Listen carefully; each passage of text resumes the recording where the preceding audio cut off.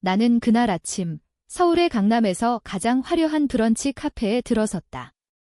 창밖으로 보이는 고층 빌딩들이 햇살을 받아 반짝이는 그곳에서 내 인생의 가장 큰 복수가 시작될 줄은 꿈에도 몰랐다.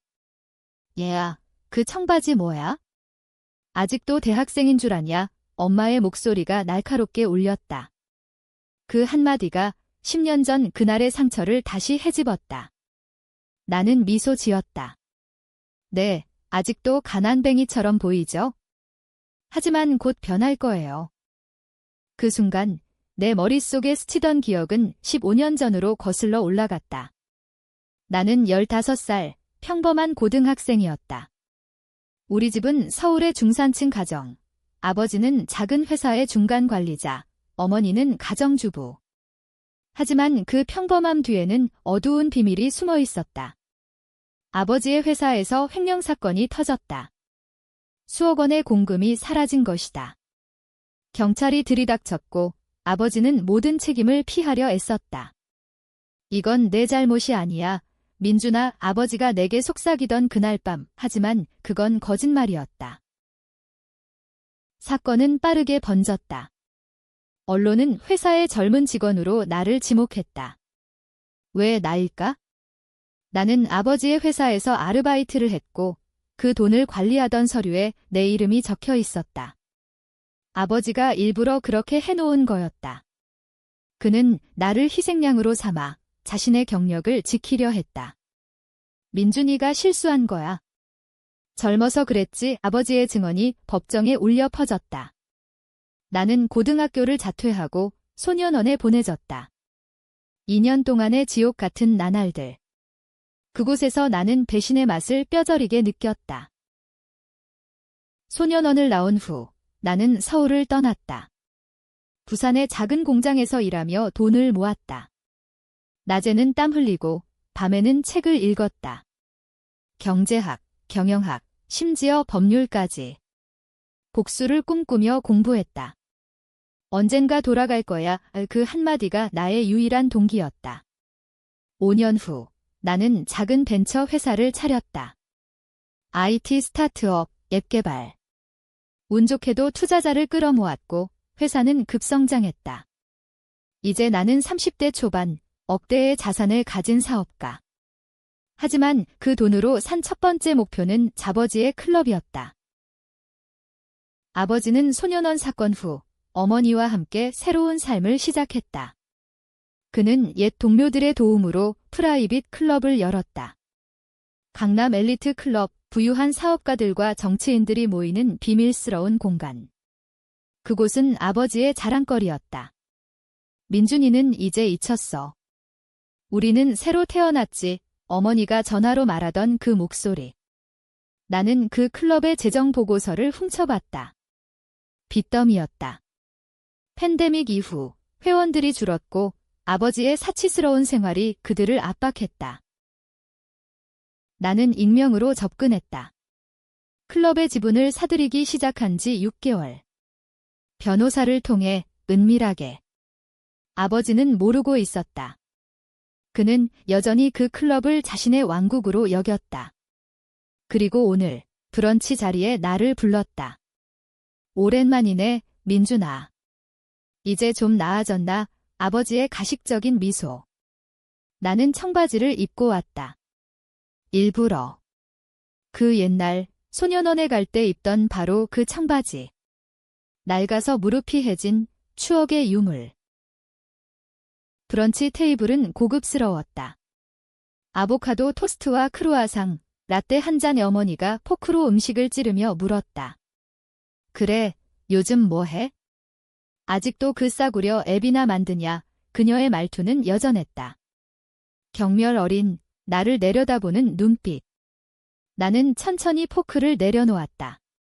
네, 앱 말이에요. 그런데 그 앱으로 꽤 돈을 벌었어요. 클럽 하나 살 정도는요. 아버지가 웃었다. 클럽. 하하, 우리 클럽 말하는 거냐? 그건 내가 감당할 수 있는 게 아니야. 그 순간 나는 주머니에서 서류를 꺼냈다. 클럽 지분 51%를 증명하는 계약서. 아니, 아버지. 이제 그 클럽은 제 거예요. 어제 자정에 최종 서명됐어요. 공기가 얼어붙었다. 어머니의 라떼 잔이 테이블에 부딪히며 소리를 냈다. 아버지의 얼굴이 창백해졌다. 뭐라고, 그는 믿을 수 없다는 듯 서류를 빼서 들었다. 나는 차분하게 말했다. 10년 동안 제가 아버지의 죄를 대신 짊어졌어요. 이제 갚을 차례예요. 그날의 브런치는 끝나지 않았다.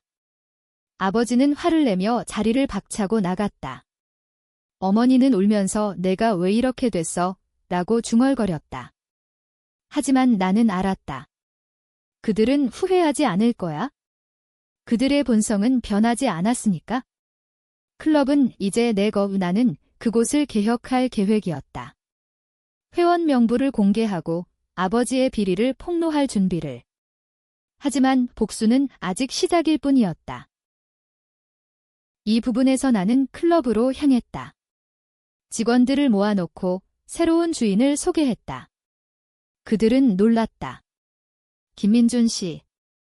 그 소년원에 갔던 누군가 속삭였다. 나는 고개를 끄덕였다. 맞아요. 하지만 이제는 주인입니다. 그날 밤 나는 아버지의 사무실을 청소했다. 서랍 속에 숨겨진 편지들. 어머니와의 불륜 증거, 회사 횡령의 세부 기록. 모든 게 내 손에 들어왔다. 다음 날 언론에 익명 제보가 들어갔다. 강남 엘리트 클럽, 횡령 의혹. 주가는 폭락했다. 아버지는 필사적으로 연락을 했다. 민준아, 제발. 이건 우리 가족이야, 애 가족. 그 단어는 나를 웃게 만들었다. 가족은 나를 버린 순간 사라졌다. 복수의 첫 단계는 성공적이었다. 하지만 더 깊은 어둠이 기다리고 있었다. 아버지의 클럽 뒤에는 더 큰 비밀이 숨어 있었으니까. 정치인, 마피아 같은 인물들.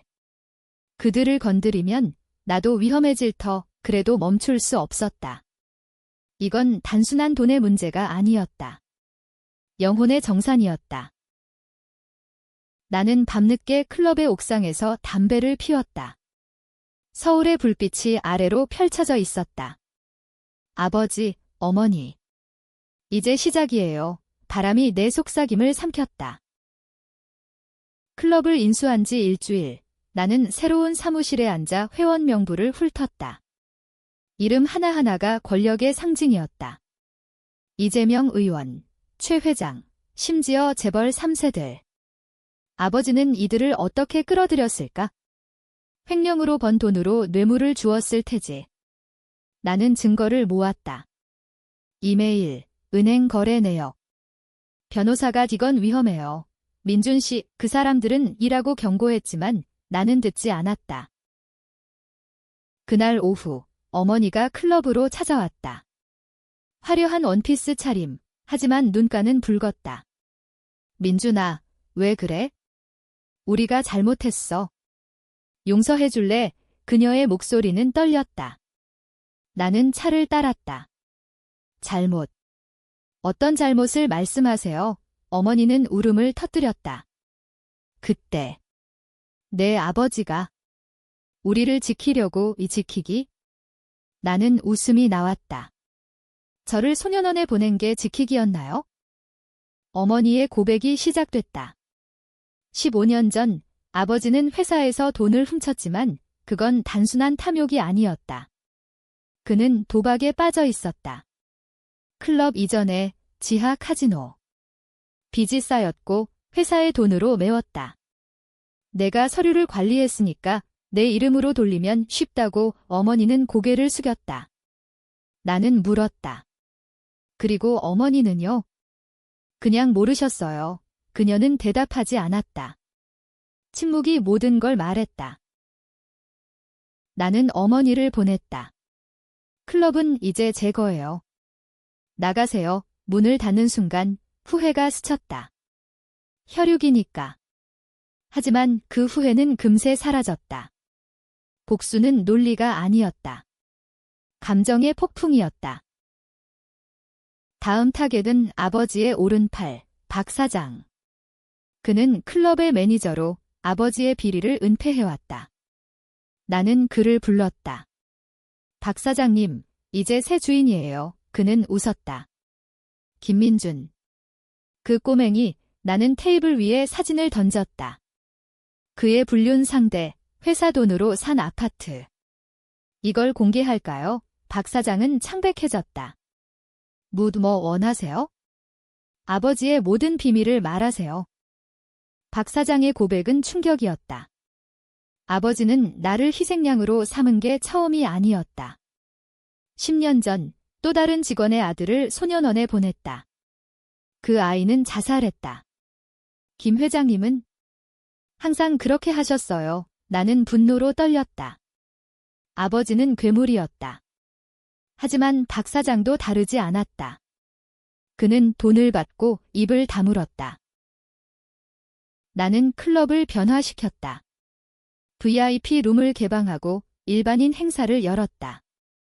엘리트들의 성역을 깨부수기. 회원들이 항해 메일을 보냈다. 이건 클럽의 전통을 파괴하는 거야. 나는 답했다. 전통. 횡령의 전통 말인가요?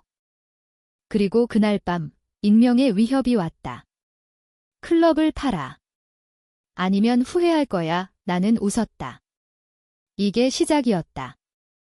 복수는 고독한 길 하지만 나는 준비됐다. 어린 시절 기억이 떠올랐다. 아버지가 민준아, 세상은 약육강식이다라고 말하던 그날. 아이러니컬하게도 그 말이 나를 강하게 만들었다. 소년원에서 배운 건 생존. 거기서 만난 친구, 준호. 그는 지금 감옥에 있다. 마약으로. 민준 형, 나중에 나와서 복수하자. 그의 마지막 말 나는 그 약속을 지킬 거야. 클럽의 파티를 열었다. 아버지를 초대했다. 오세요. 가족 모임이에요. 그는 왔다. 떨리는 손으로. 테이블에 앉아 나는 말했다. 아버지, 클럽의 새 규칙이에요. 모든 회원의 재정 내역 공개. 아버지의 눈이 커졌다. 미쳤어. 그건 파멸이야. 네, 제 인생처럼요. 파티 중 기자들이 몰려왔다. 내가 제보한 거 이 플래시가 터졌다. 아버지는 도망치려 했지만 보안이 막았다. 김민준. 내가 이 짓을. 그의 외침. 나는 속삭였다. 네, 아버지. 사랑해요. 하지만 그 순간 트위스트가 왔다. 어머니가 기자에게 달려들었다. 민준이가 아버지를 함정에 빠뜨렸어요. 그는 미쳤어요. 그녀의 눈물 연기. 나는 놀랐다. 어머니도 플레이어였다. 그녀는 아버지를 보호하려 나를 악당으로 만들려 했다. 기자들의 질문이 쏟아졌다. 김민준 씨, 클럽 인수 배경은? 가족 분쟁인가요? 나는 마이크를 잡았다. 이 클럽은 부패의 상징입니다. 제 아버지가 저를 희생시킨 대가로 세운 곳이죠. 아버지는 무너지듯 앉았다. 어머니는 울부짖었다. 거짓말. 민준이는 우리를 미워해요. 소년원에서 미쳐버렸어요. 그날 뉴스는 대박을 쳤다. 강남 클럽 스캔들, 아들의 복수. 주식은 폭락, 회원들은 탈퇴 신청을 했다. 나는 승리감을 느꼈다. 하지만 어머니의 배신이 가슴을 찔렀다. 그녀는 왜? 밤에 나는 그녀의 집으로 갔다. 왜 그랬어요? 어머니는 문을 열고 차갑게 말했다. 너 때문에 우리 삶이 망가졌어. 내가 강하게 나오지 않았으면? 그녀의 고백은 더 깊었다. 소년원 사건 후 아버지는 우울증에 빠졌다.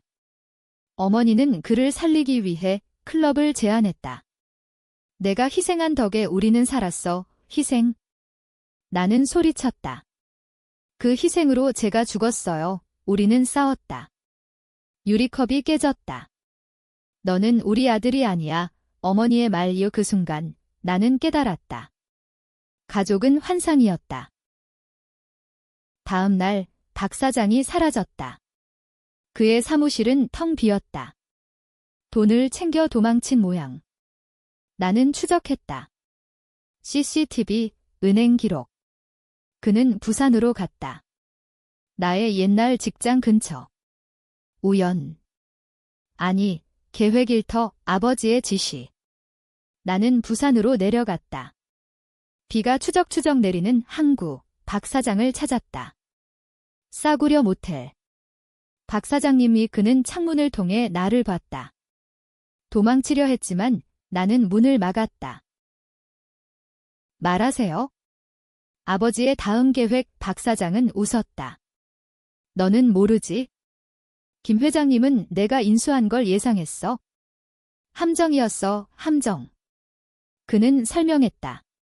클럽의 지분 매각은 아버지의 계략.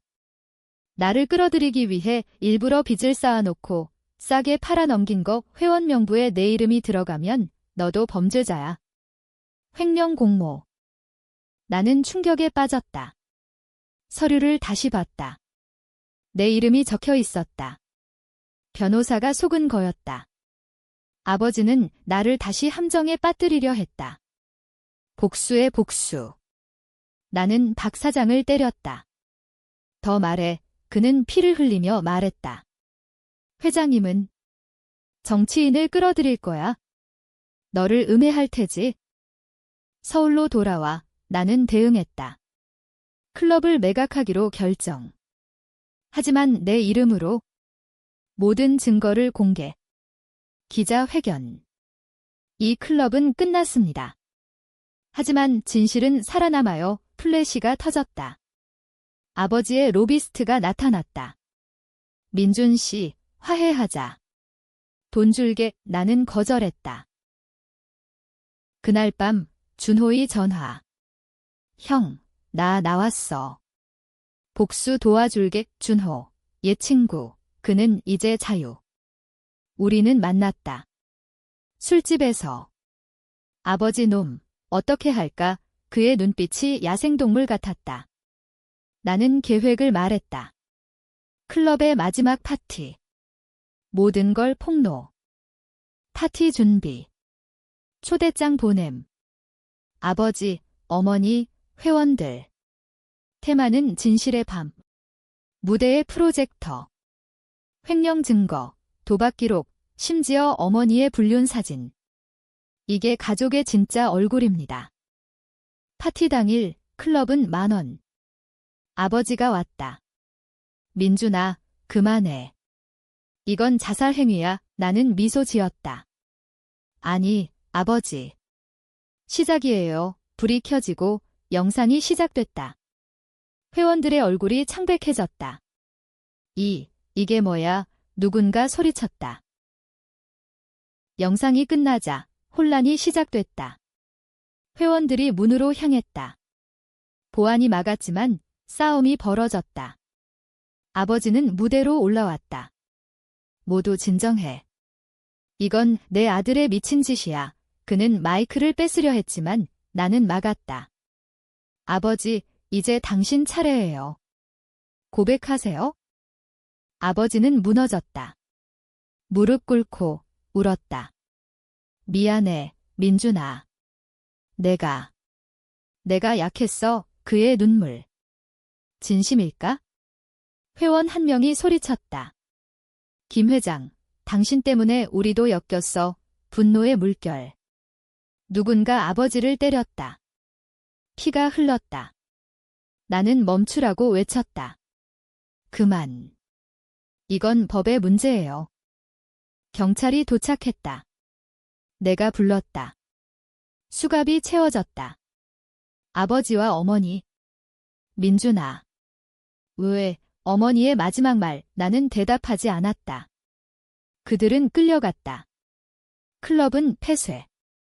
나는 승리자였다. 하지만 속은 텅 비었다. 다음 날 뉴스. 클럽 스캔들 종결, 아버지 구속. 나는 인터뷰를 했다. 복수는 끝났어요. 이제 새 시작입니다. 하지만 준호가 말했다. 형, 아직 안 끝났어. 그 정치인들 그는 옛 마피아 연결망을 동원했다. 이재명 의원, 그는 클럽의 큰손. 그의 비리도 파헤쳤다. 뇌물, 성추행 의혹. 나는 기자에게 제보했다. 또 다른 폭풍. 의원은 사임했다. 그의 지지자들이 나를 저주했다. 김민준, 너 때문에 날아가. SNS에서 논쟁. 누군가는 정의의 사도라고, 누군가는 파괴자라고. 나는 취업 PH된 세상을 봤다. 복수가 사회를 갈라놓았다. 하지만 트위스트가 왔다. 변호사가 찾아왔다. 민준 씨, 당신도 공모자예요. 클럽 인수 시, 세금 회피, 아버지의 함정. 나는 조사받았다. 경찰서에서. 김민준 씨, 자백하세요. 나는 웃었다. 아버지의 지시였어요. 하지만 증거는 희박했다. 준호가 도왔다. 가짜 증언, 돈으로 산 증인. 재판날 아버지와 대면. 민준아, 내가 이겼어. 하지만 우리는 가족이야.의 그의 말 나는 증언했다. 가족은 배신으로 끝났어요. 판사는 아버지를 유죄. 10년형, 어머니는 집행유예. 나는 무죄. 승리 후 나는 클럽 부지를 팔았다. 돈으로 자선 재단 세움. 희생양 재단. 소년원 출신 아이들 돕기. 준호가 합류. 형, 이게 진짜 복수야. 우리는 웃었다. 하지만 어둠은 남아 있었다. 밤의 악몽. 소년원의 철창. 아버지의 웃음. 복수는 끝났나?